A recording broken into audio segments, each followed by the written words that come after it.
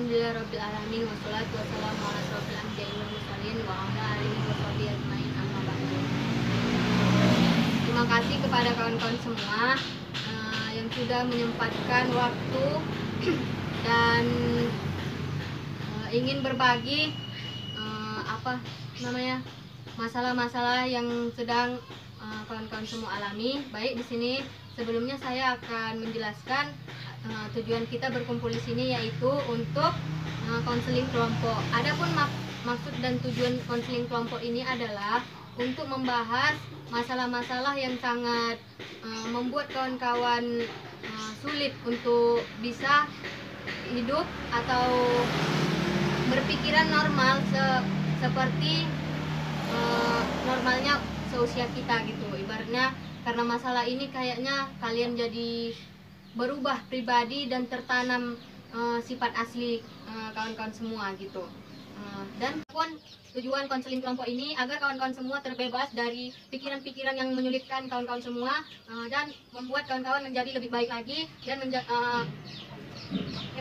menjalani hidup ya sebagaimana pemikiran seusia kita begitu. Jadi langsung saja tanpa memperbanyak lagi mukadimah, saya akan menyerahkan forum ini kepada saudari Nisa terlebih dahulu untuk menceritakan permasalahan yang sedang dialami. Kepada saudari saya silakan.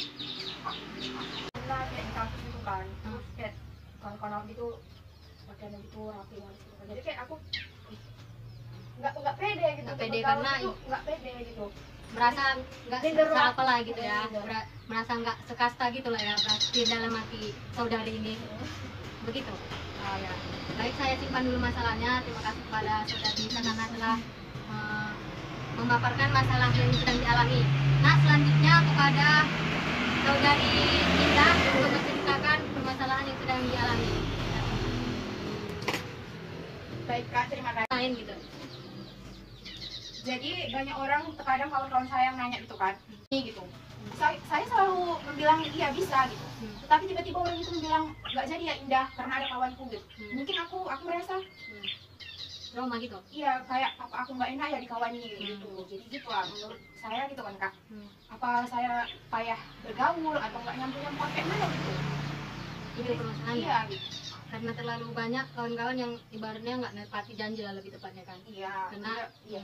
Udah terus itu kalau kumpul gitu kan. Orang itu selalu istilahnya kalau kumpul orang itu kumpul gitu. Tiba-tiba nanti orang itu mau meninggalkan gitu loh. Apa nggak nyambung gitu. Jadi selalu diabaikan gitu loh Kak. Aku jadi aja. Menurut saya masalah saya Paling nggak enak lah. Jadi merasa nggak nyambung sama orang gitu. Padahal banyak kalau gitu kan. Padahal banyak remaja-remaja di kampung saya gitu yang nggak apa gitu. Banyak orang itu gitu jalan-jalan selalu sama-sama gitu kan. Kalau saya sendiri kayak nggak ada kawan yang mau diajak gitu. Aku itu dari rumah. Terima kasih kepada saudari Indah karena telah menjelaskan sejelas-jelasnya masalah yang sedang dialami saudari. Selanjutnya saya serahkan kepada Askia untuk menjelaskan masalah yang sedang dialami.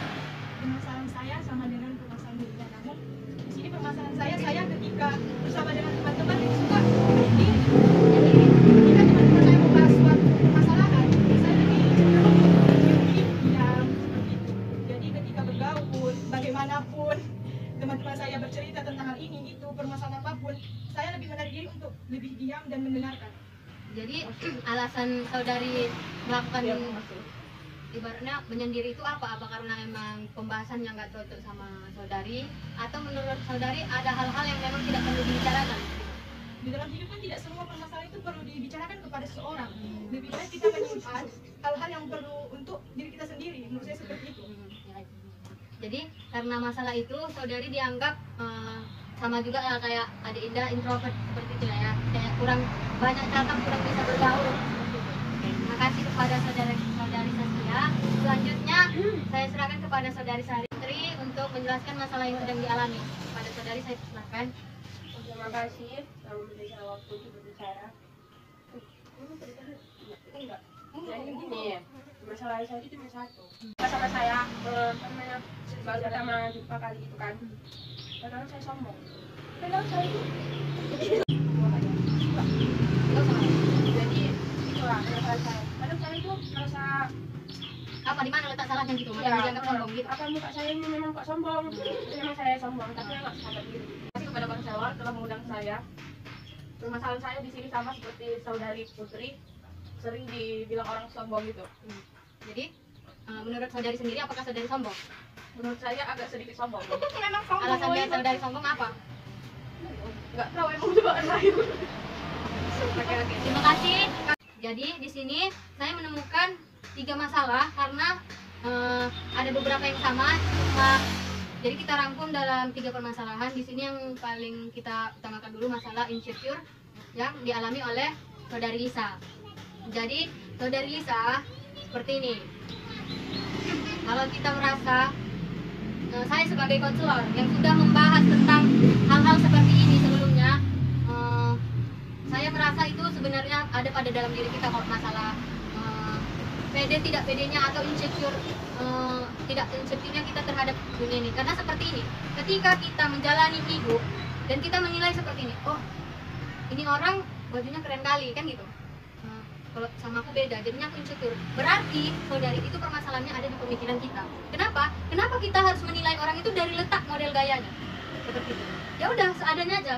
Oh dia manusia, saya sama-sama belajar di sini, dia juga sama-sama belajar. Dia mau gaya seperti apa, saya mau gaya seperti apa, itu tidak ada sangkut pautnya sama pendidikan saya seperti itu. Saudari Lisa bisa dimengerti yang saya maksud. Jadi seperti itu. Kalau misalnya saudari, misalnya seperti ini juga dalam kita mencari jodoh ini misalnya, kita mau jodoh kita itu misalnya orang kaya. Kita kan seharusnya mengkayakan diri kita dulu. Apakah orang kaya itu juga tidak mau berpikiran seperti kita? Karena ketika kita menilai seseorang seperti apa yang kita pikirkan, maka orang lain pun akan menilai kita seperti itu. Kan kayak gitu.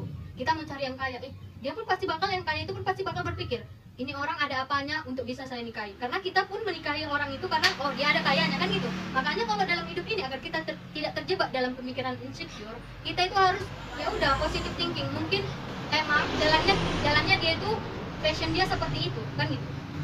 Dan kita nggak perlu harus wah, karena sekarang bukan hanya dari fashion kita bisa melihat ketulusan orang gitu loh. Banyak dari cara dia, tutur kata dia, yang paling penting itu akhlak. Kalau dia pun berpakaian bagus, berpakaian cantik tapi akhlaknya tidak, malah kita lebih baik insecure sama orang yang kayak gitu. Insecure itu baik, tapi untuk hal-hal yang baik juga kan itu. Insecure ke hal yang baik, wah dia lebih bagus akhlaknya, lebih bagus dia sholatnya, dia tepat waktu, seperti ini gini gitu. Sedangkan saya yang berpendidikan, saya yang ibaratnya lebih ilmu agama saya lebih banyak daripada dia,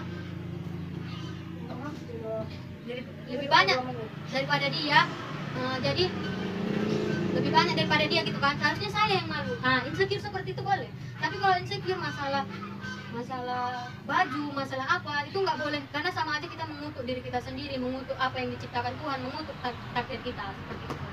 Jadi mulai sekarang bebaskan pikiran, anggap semua ya udah senormal itu. Kita jangan menilai orang dari fashionnya, wah fashionnya bagus, nggak cocok lah dia sama aku. Nanti kalau misalnya kita jumpa orang di bawah kita, orang pun bakal menilai seperti itu. Berarti dia kan hanya melihat saya dari segi fashion, dari segi kekayaan atau semacamnya gitu. Jadi udah, mau orang ngomong itu baju kenapa sering kau pakai, jelasin aja di rumah saya ada mesin cuci, saya bisa mencucinya itu, bisa memakainya balik karena itulah gunanya mesin cuci diciptakan. Selesai, habis perkara. Nggak ada yang apa hak orang untuk menilai kita dari segi itu kan gitu. Nah, seperti itu. Jadi untuk kawan-kawan semua ada masukan kepada saudari Lisa kira-kira? Oh, kamu jamin apa? Nanti bilang ada. Kau cinta apa? Ada? Nggak ada. Jadi menurut Lisa apakah bisa diterima nilai-nilai hidup yang saya berikan? Yang saya berikan tadi bisa membuat pemikiran Lisa lebih luas gitu dalam berpikir dan mengurangi rasa insecure. Kira-kira bisa? Bisa. Selanjutnya masalah watak sombong yang sedang dialami oleh saudari Umi dan Sai. Seperti ini. Saudari Putri. Seperti ini itu. Orang-orang yang mengatakan kita sombong itu adalah salah satu orang yang insecure juga. Kenapa? Bukan masalah seperti itu ya. Bukan masalah, ya mungkin pun itu juga. Misalnya kalian dari paras wajah, dari segi materi, dari segi ini, kalian lebih beruntung lah dari orang tersebut. Jadi kalian seperti ini loh. Misal kita padahal nggak ngelihat dia gitu kan, nggak lihat kita naik sepeda motor gitu, nggak ngelihat. Tiba-tiba dia kok gitu ya, apa karena dia kaya, aku enggak, makanya dia nggak negur aku, kan gitu. Banyak orang yang berpikiran sempit seperti itu. Jadi kalau menurut saya, apapun itu penilaian orang, karena subjeknya orang, misalnya kita berteman dekat, semakin kita dekat sama orang, semakin egois kata orang pemikiran kita. Semakin kita jauh sama orang, semakin orang berpikiran kita itu nggak egois.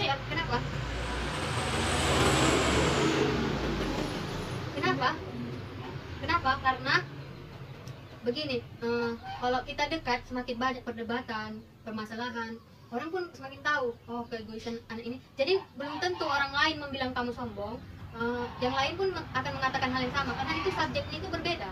Tergantung orang itu menyikapi kita itu kayak mana gitu loh. Dan kalian, bukan berarti kalian jahat ke satu orang, kalian itu dianggap jahat sama semua orang. Jadi jangan takut ketika orang ada yang bilang, oh, kok sombong ya, kok ini itu. Enggak, karena itu permasalahannya. Kalau memang kalian merasa diri kalian itu tidak terlalu sombong, udah mengusahakan diri untuk menjadi, ya saya ini apa adanya gitu kan, tapi ternyata orang pun salah menilai, jangan memaksakan diri, udah selesai. Apa yang dikatakan orang terserah, barangnya kayak gitu kan. Karena ya seperti itu tadi, belum tentu kalian jahat ke satu orang, kalian itu dianggap jahat oleh seluruh dunia, enggak.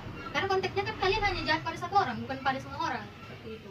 Jadi jangan langsung down, jangan langsung merasa, ternyata aku gini ya dianggap orang-orang, enggak. Bukan semua orang, tapi hanya dia saja. Karena mungkin dia salah pengertian terhadap kalian, kayak gitu. Ngerti kan? Jadi kira-kira bisa diterima, atau kawan-kawan yang tiga ini ada yang bisa mengasihkan wejangan kepada kawan-kawan kita? Gimana? Ada? Enggak, terima kasih. Dan selanjutnya itu sulit bergaul kepada orang lain, gitu kan? Yang dialami oleh saudari Indah dan saudari Tia. Masalah itu kayak gini. Tinggal lagi kalau memang dia masalah, kalau sebenarnya agak berbeda, karena Indah ini seperti ini enggak. Kalau kita merasa seperti dijauhi sama kawan-kawan itu, dan kita padahal sudah mencoba, ada juga kemarin orang, saya belajar masalah kelompok apa, pokoknya kelompok yang harus mewajibkan kita harus seperti mereka. Misalnya kita itu harus ceria, harus sama gitu kan, harus seperti sefrekuensi lah kalau kata-kata anak zaman sekarang. Nggak bisa. Kenapa? Karena semakin frekuensi kita dalam pertemanan semakin tidak banyak malah.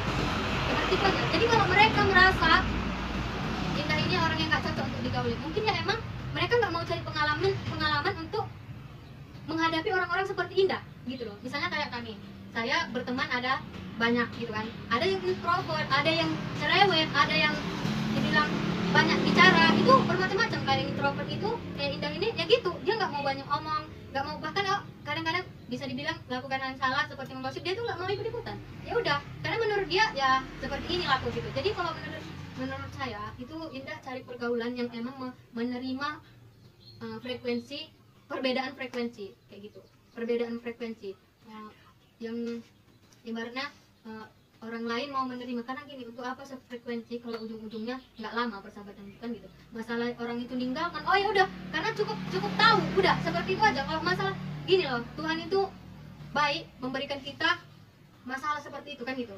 Dia berkhianat, dia apa, berarti kita tahu, oh ternyata sama anak ini begini aja udah nggak enak kan gitu, nggak enak. Apalagi nanti di lain waktu masih masalah kayak gini aja, ya udah ninggal. Terima kasih kawan-kawan karena sudah memaparkan masalah-masalah yang sedang kalian alami. Saya tahu untuk percaya dan yakin kepada seseorang dalam bercerita itu sangat sulit, dan saya mendapat kesempatan yang sangat baik dalam hal ini, karena belum tentu orang lain bisa mendapatkan kepercayaan yang sangat besar dari saudari-saudari sekalian. Saya merasa sangat istimewa dan merasa sangat tersanjung atas kepercayaan kawan-kawan semua.